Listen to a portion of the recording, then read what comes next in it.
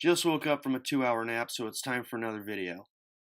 Okay, in the late 60s, according to one source, MGM had dumped a lot of money into the Bosstown sound and other bands from the East Coast that were mildly to heavily psychedelic. And they'd lost a lot of money on this. A lot of their albums ended up in the bins. So what they did was, even though they had recorded more albums by psychedelic artists, if there was any mention of drugs or any type of a certain type of sound, heavy acidic sound or psychedelic sound, the bands were just cut and their recordings were shelved. A good example of a band that wasn't shelved is the Ultimate Spinach. You look at their third album, listen to it, nothing even remotely close to the psychedelic genius of the first two albums. And it's just that third album's just a pop album. So go figure. Bobby Calendar was another one. His third album was only released in Europe, though it was recorded in Vermont. There's a good story on that online. It was only released on a label in the Netherlands, maybe Belgium. So I was looking through, and MGM dropped their distribution for all these different companies.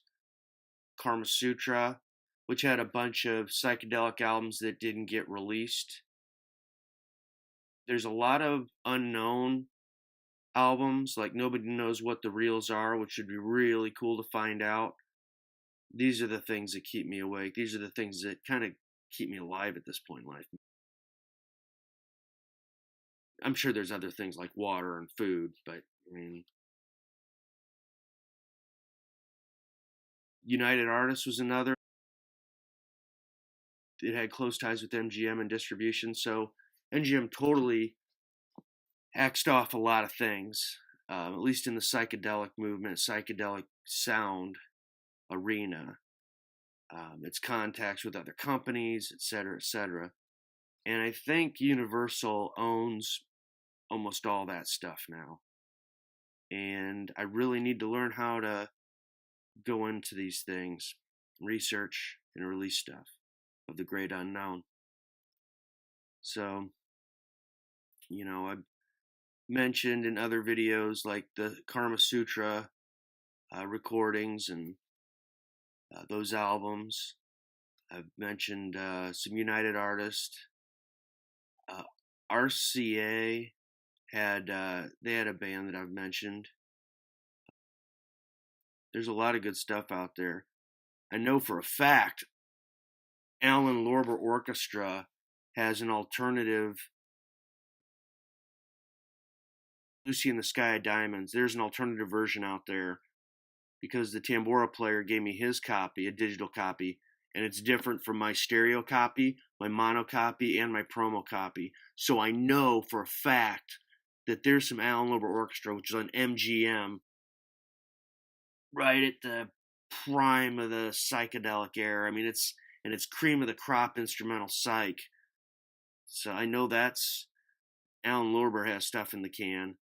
I know Don Robertson did something which has been comparable to Slayer's War Ensemble, that heavy, that fast, back in 1968, and that went into the can. Alan Lorber actually was pretty upset at Don Robertson for even recording something like that, and Don feels that Alan probably threw it away, but you never know. Maybe Alan's like, well, I can just show this to people on why they wouldn't want to listen to this guy in the first place, or something like that. Like maybe they didn't have a good relationship and he'd have that as evidence as like, anyway.